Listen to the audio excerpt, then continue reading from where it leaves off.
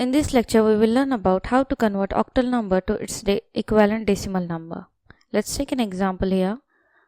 177 is the octal number and we need to convert it into its equivalent decimal form. So write it down with its respective indexes. So this 7 is at 0th place, this 7 is at 1, and this 1 is at 2. So in the first step, multiply this 7 with 8 raised to the index. Now here 8 is here because the number is octal, and the raised to number is 0, which resembles the place of this 7 digit in the number. So 8 raised to 0 into 7 is equal to 7.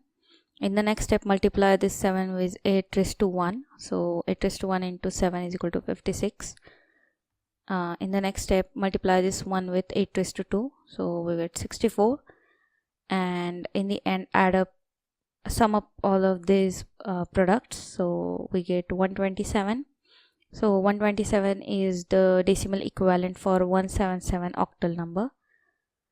So this is how we convert octal number into its equivalent decimal format. So what we learn in this video is how to convert an octal number into its equivalent decimal form.